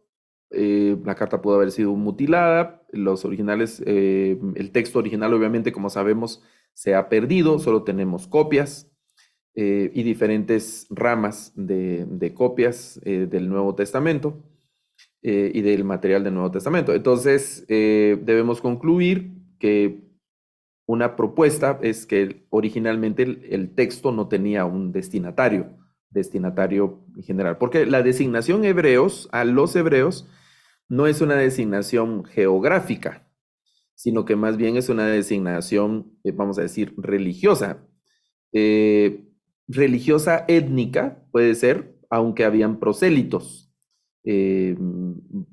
eran como ciudadanos de segunda categoría también los prosélitos, pero se integraban y se identificaban como de la misma fe de los hebreos. Y que es interesante también porque no es una referencia a los judíos, sino a los hebreos, ¿verdad? Como se identificaban particularmente. Ahora, hay otro asunto interesante porque no es a los hebreos en general a la que la carta parece dirigirse, sino que es a cristianos o a creyentes que ahora salieron del trasfondo hebreo o judío. A ellos parece referirse la carta. Como cuando hablamos, por ejemplo, de los evangelios y hablamos de diferencias entre Lucas y Mateo, pensando en los posibles destinatarios de ambos evangelios. Lucas escribe más para un público gentil y Mateo escribe más para un público judío, ¿verdad? Hay muchas más expresiones técnicas, hebraísmos y referencias a prácticas, costumbres, personajes y lugares que solo dentro del pueblo judío se podían conocer, ¿verdad? Una cosa como esa. Entonces, esta carta parece estar dirigida y ahí otra vez, vamos a quitar el parece. Está dirigida a cristianos que han salido de la tradición judía, son judíos. En su mayoría, probablemente, judíos, y alguna minoría de prosélitos, pero que inicialmente fueron prosélitos del judaísmo, pero que ahora son creyentes, cristianos, son cristianos. Escribe para eso, ¿no? Y estos cristianos, y la carta, les decía, se habla por eso el tema del capítulo 11 de Hebreos, porque al final del 10 se habla de persecuciones, cárceles, expropiaciones, martirios, dolor, sufrimiento, persecuciones, de eso se habla, ¿no? Y luego hablan de los héroes de la fe, cómo los héroes de la fe, pues no todos los héroes de la fe evitaron los problemas. Hay una cosa que a mí me ha sorprendido en algún devocional, no recuerdo si lo hemos hablado en algún webinar, pero una persona ya, un evangelista misionero vamos a decir, anciano. Recuerdo que una vez en una charla ahí, en una sobremesa, con un café, salió el tema de los héroes de la fe y él empezó a hablar. Era un hombre que estudiaba mucho las escrituras y hacía mucho ministerio, fundó muchas iglesias, algunas iglesias. Y él llamó la atención a algo. Yo no sé cuántas veces había leído ya Hebreos, pero no había visto ese detalle. Y él decía, miren aquí en Hebreos, hacia el final, porque se acaban los nombres así famosos, ¿verdad? Y luego dice, ¿qué más diremos de estos? Porque ya no hay tiempo ni espacio. Y hay un momento donde menciona solo los nombres y luego ya no menciona ni siquiera nombres. Estos anduvieron desnudos, estuvieron por aquí, por allá, el mundo no era digno de ellos. Y dice, algunos murieron por la espada, por la fe. Dice, algunos murieron por la espada y otros por la fe fueron librados de la espada. Entonces el hermano puso la atención en ese detalle de que algunos murieron por su fe y otros por la misma fe fueron librados. Entonces él decía, pues no sabemos qué nos va a tocar a nosotros, ¿verdad? Si ser librados de la espada o ser muertos por la espada, traspasados por la espada. Bueno, pero yo toco ese detalle porque también ese capítulo 11 está como queriendo dar ese aliento a los hermanos que describe al final del capítulo 10. El capítulo 11 entonces habla de los héroes de la fe y fueron gente que afrontó muchas dificultades, pero que se mantuvieron en su fe. Aunque tuvieron que afrontar la muerte, mantuvieron su fe, se mantuvieron en la fe y se mantuvieron en la fe. Luego el capítulo 12 hay una serie de exhortaciones, así se va. Es decir, ese tipo de personas. Ahora, no podemos ubicar un lugar geográfico donde están estas personas ubicadas, alguna colonia que formaron por ahí como una especie de exiliados. No tenemos algún fundamento geográfico específico para ubicar ahí la carta a los hebreos, ¿verdad?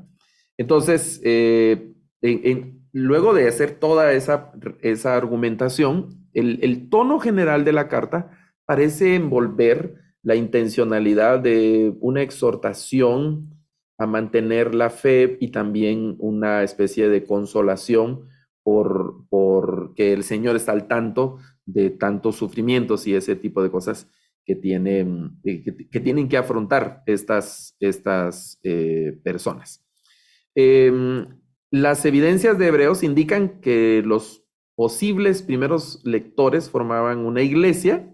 Tampoco podemos pensar que la mandó así para una gran región, sino alguna iglesia local o alguna ciudad de cristianos, ¿verdad? Que vivían en esa ciudad X, vamos a decir, porque no sabemos cuál. Posiblemente la rápida pérdida de la identidad del autor y de los destinatarios se deba a que esta iglesia era un grupo no muy grande, es decir, no sabemos del autor y no sabemos de la comunidad a la que la iglesia, a la que la carta fue dirigida, y parecen ahí que se esfuman en el tiempo.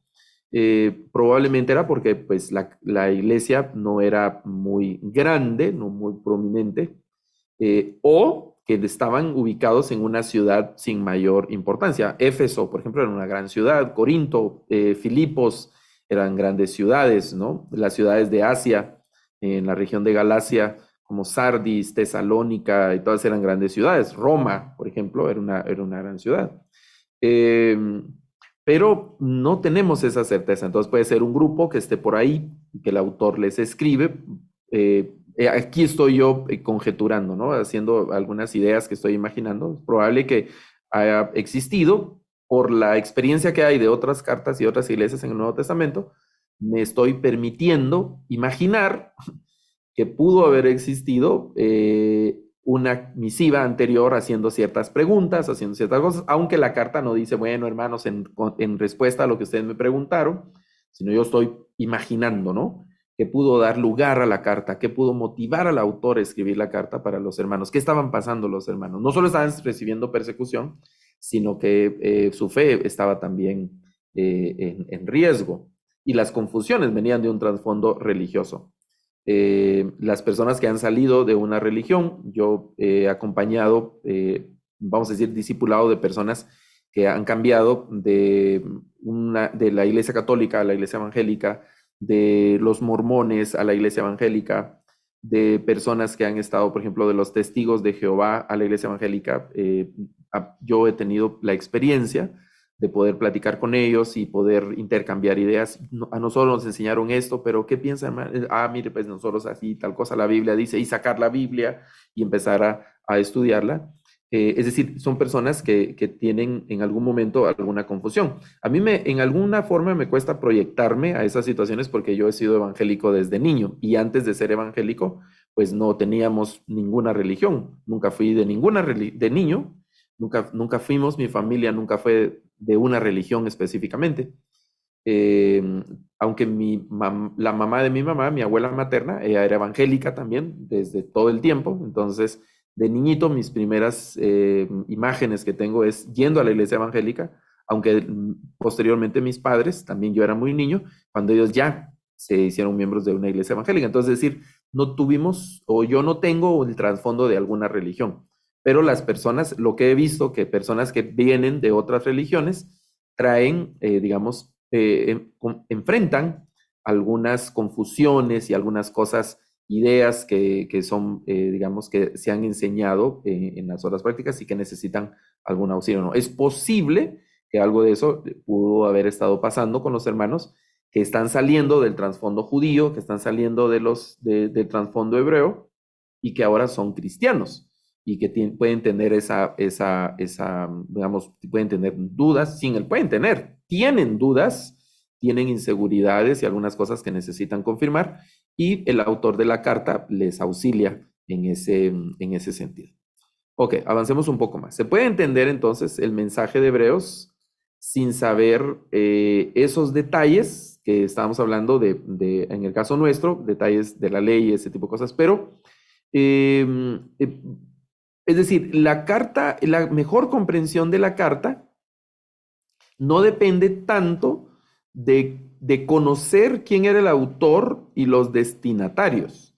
Es decir, aunque no sepamos ubicarlos con certeza, el mensaje de la carta está ahí y algunas cosas que nos estamos permitiendo considerar alrededor del contenido que tenemos en la carta y entonces nos estamos permitiendo llegar a ciertas conclusiones, aunque no conozcamos al autor y a sus destinatarios originarios. Es suficiente saber que los destinatarios eran judíos convertidos a Cristo, que sufrían persecución y que podrían haber evitado esa persecución si regresaban a su creencia original, ¿verdad? A su práctica judía, que era como la tentación o como la salida más fácil que tenían de regresar nuevamente a esa fe y evitar así las persecuciones.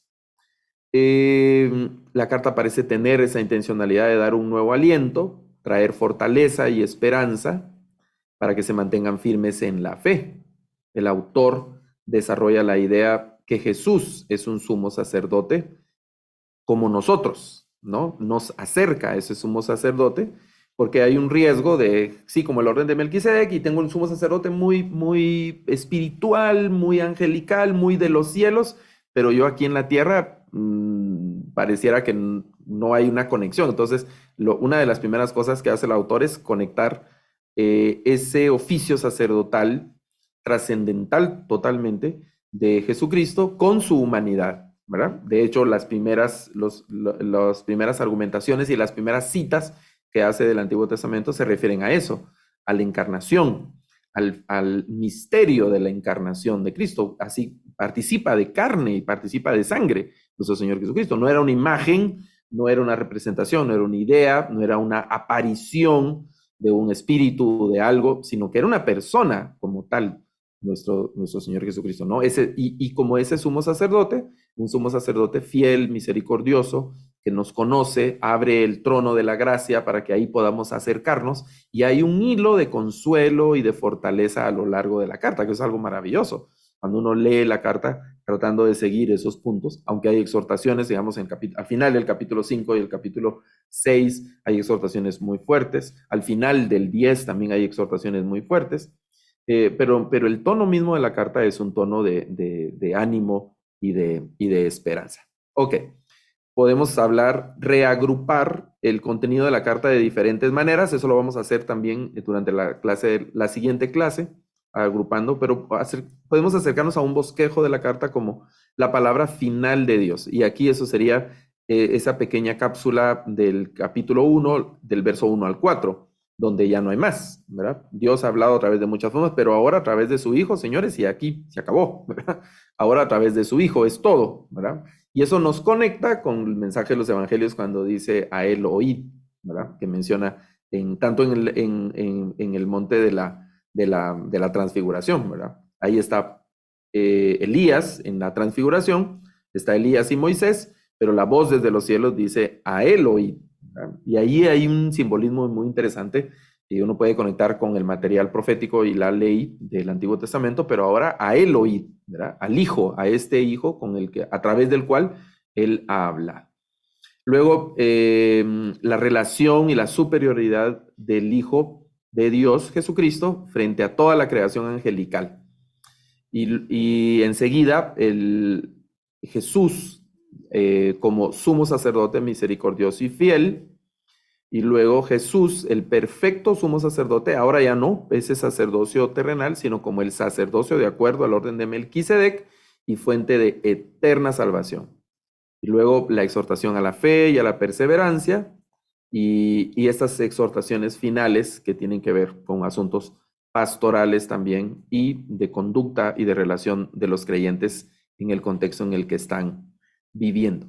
Vamos a avanzar un poco para tratar de ubicar la fecha de redacción de la carta y luego nos vamos a detener para los comentarios y las preguntas finales, ya en esta recta final de nuestro encuentro de hoy.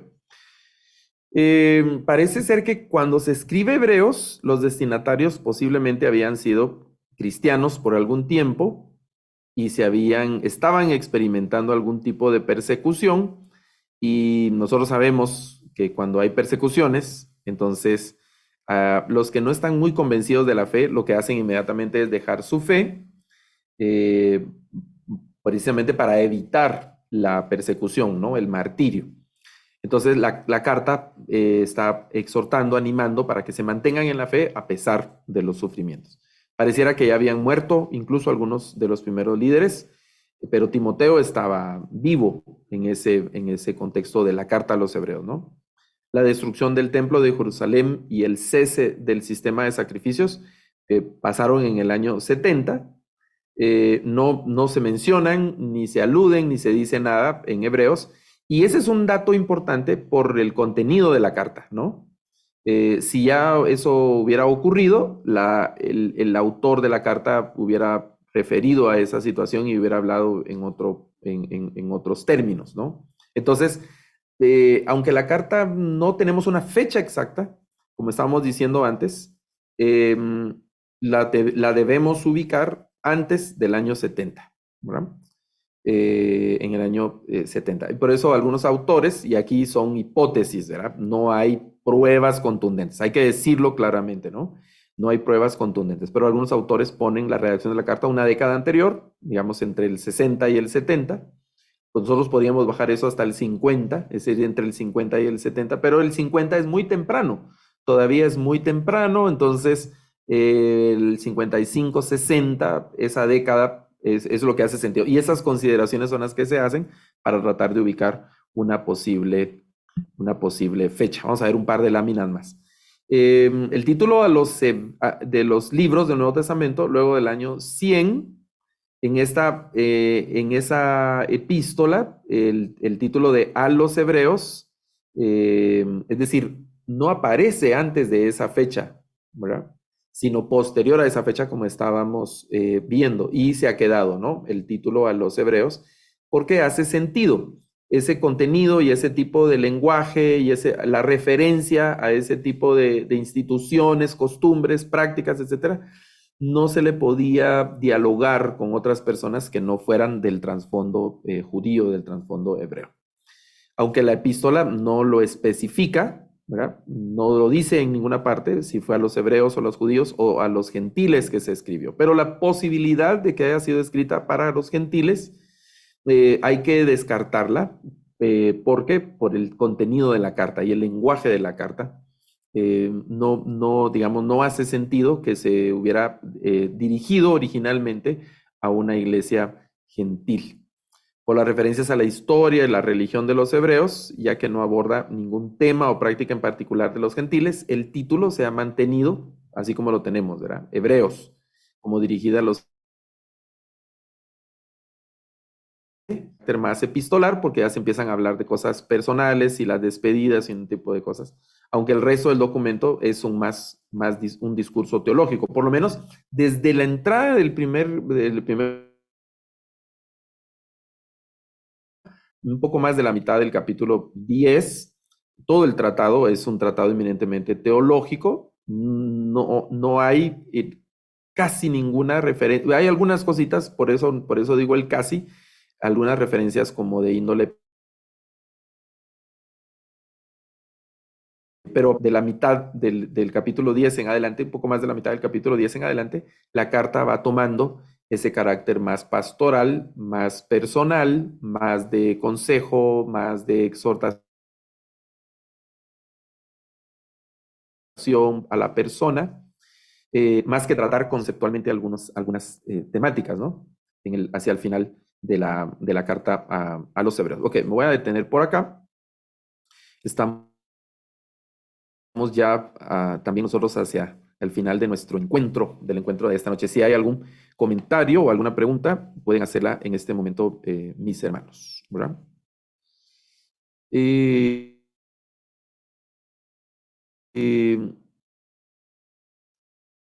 Sí, está hablando de los Pesher y los Midrash, ¿verdad?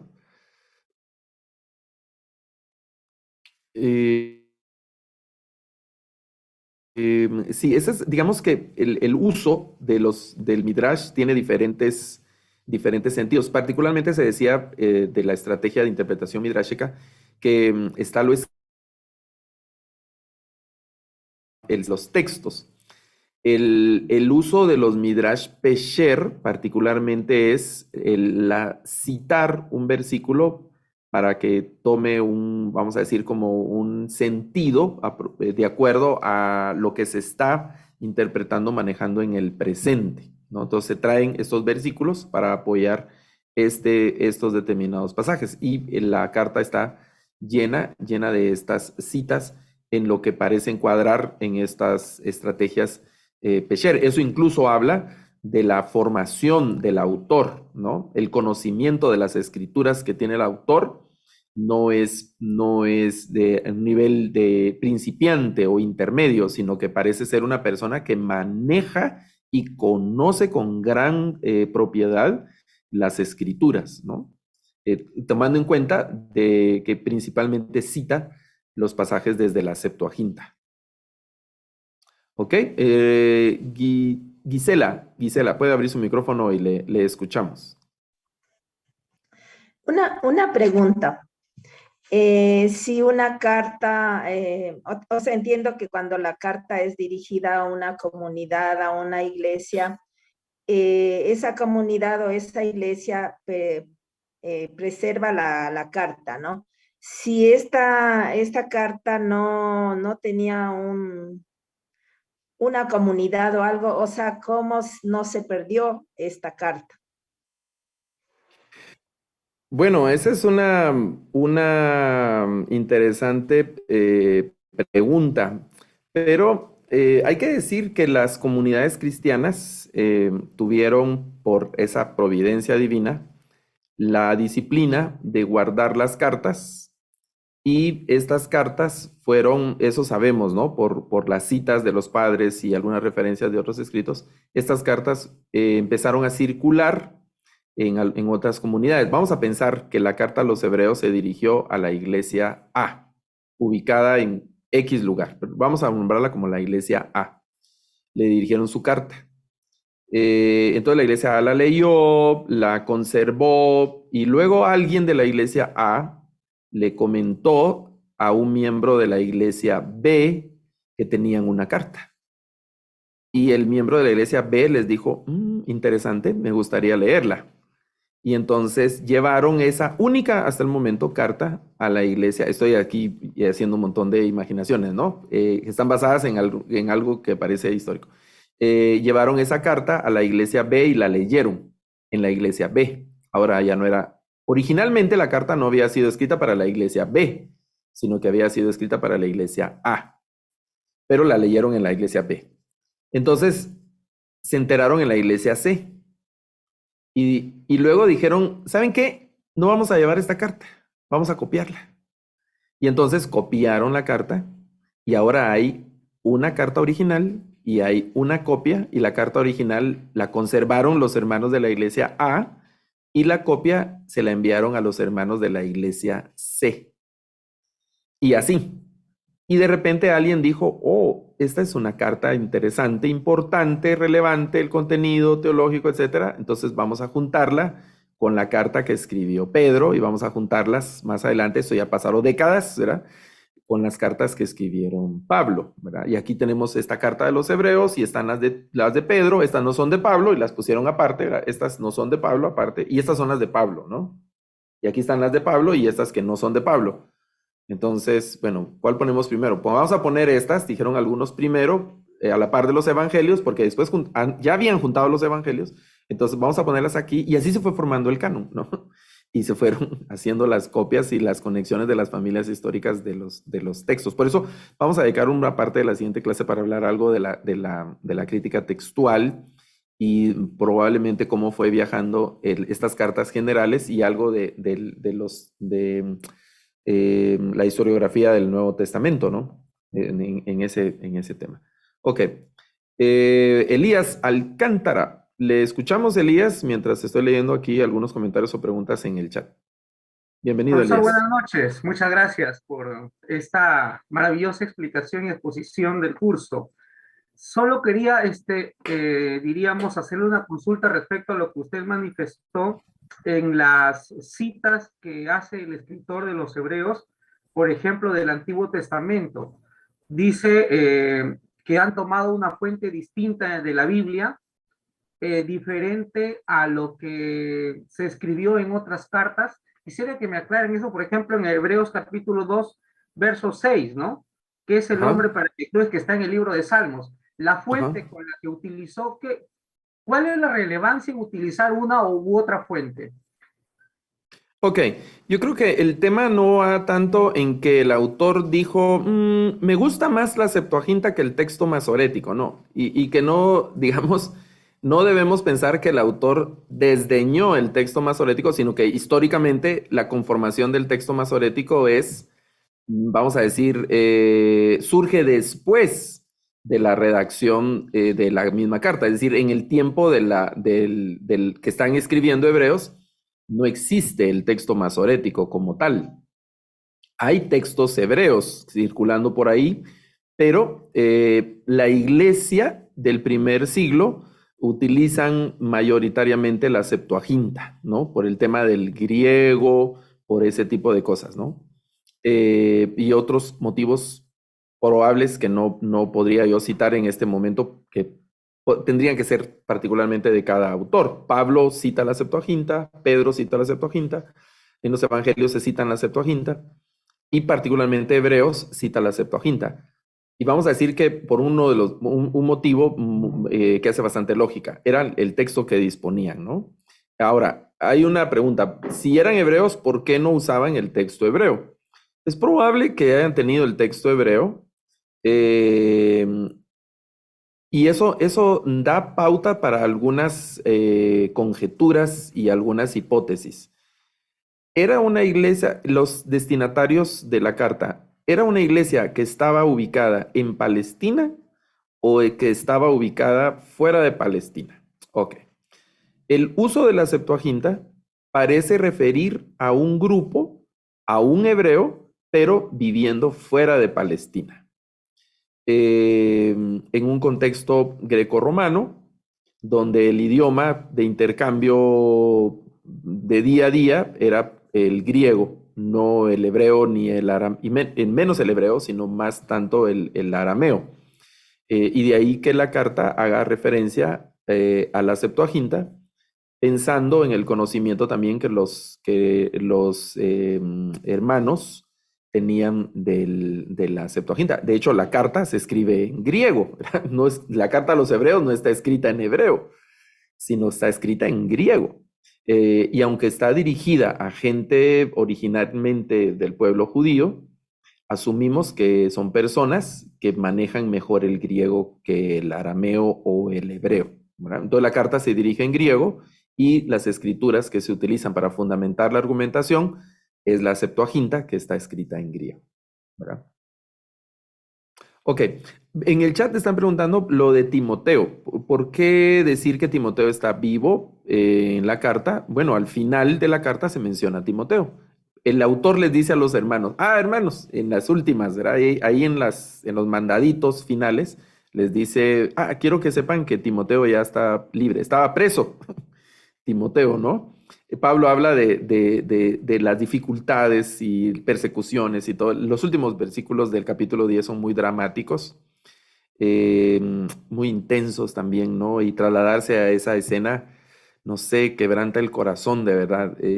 Nosotros vivimos nuestra fe, yo sé que hay excepciones en Latinoamérica, pero vivimos nuestra fe relativamente cómoda, ¿verdad? La experiencia de vida de los hermanos a los que se dirige la carta parece ser una experiencia muy dura, muy drástica, muy dolorosa, de muerte, de cárcel, de expropiaciones, de vergüenzas, de una serie de cosas así. Y la carta al final de los capítulos, en sus capítulos finales, quiero decir, se torna en ese tono, ¿no? Y la referencia de que Timoteo ahora está libre es una buena noticia para los hermanos.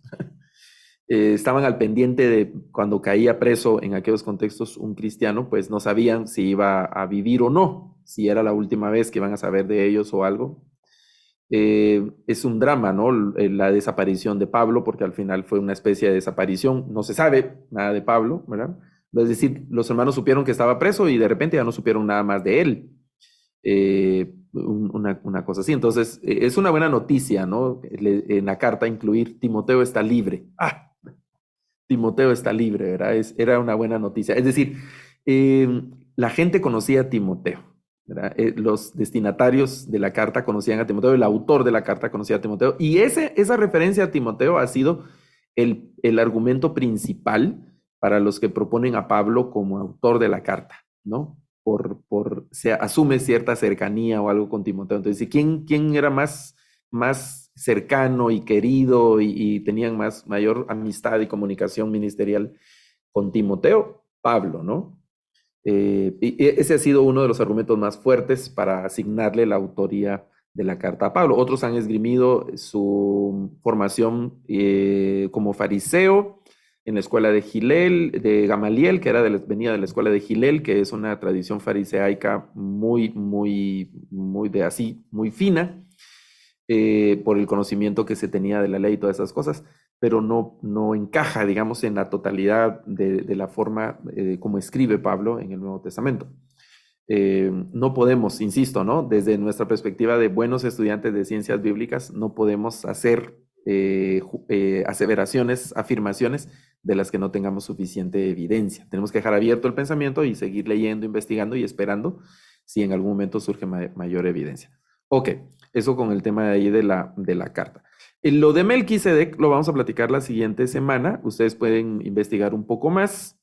Que hay una tradición de Melquisedec, pero es una tradición extrabíblica. En la Biblia aparece Melquisedec en Génesis, aparece en los Salmos y luego aparece en Hebreos. Melquisedec, una figura así, y muy interesante, ¿no? El tema de Melquisedec, pero vamos a acercarnos un poco más a eso la siguiente semana. Ok, vamos a ver, ya no tengo preguntas o comentarios. Solo vamos a decir ahora como consejo, sugerencia. En estos días antes de la siguiente clase, lea la carta. Por favor, lea la carta. Es decir, vamos a trabajar Hebreos, Pedro, Santiago y Judas. Lea esas cartas, pero pensando en la siguiente clase, donde ya vamos a meternos un poco más a la carta y hablar de las temáticas, vamos a necesitar que lea la carta. Lea la carta. Si puede leerla en varias versiones, eso le va a ayudar también. Y trate de ir a las referencias que la carta misma está haciendo. Es decir, lea la carta en una Biblia que traiga referencias cruzadas, como se conocen en algún caso, en una Biblia de estudio, una cosa así, que tenga esas referencias. Y entonces usted lee el versículo y dice, ahí está, me manda Levítico, vaya a Levítico y lea ahí Levítico, ¿verdad? Y luego lo manda a Deuteronomio, o el mismo pasaje lo manda a 2 o 3 versículos del Antiguo Testamento. Vaya a esos versículos para tener esa mejor comprensión, así trasfondo del argumento que está pasando en la carta a los Hebreos. ¿Está bien? Bueno, vamos a despedirnos esta noche, invitándolos siempre a las actividades que realiza la Sociedad Bíblica. Estos diplomados se están preparando ya todas las propuestas para el siguiente año. Y los webinars que siguen realizándose viernes con viernes. Que en diciembre se hace una pausa de 2 o 3 viernes probablemente, y luego la proyección es continuar con estos webinars que han sido de gran bendición. Le animo a que no se pierda ninguno. Si no los puede ver en vivo, las grabaciones quedan en las redes sociales de las diferentes sociedades bíblicas de Latinoamérica. Vea los webinars o escuche los webinars después, que se están tocando temas de mucha importancia. Un gran abrazo para cada uno y que estén bien. Hermana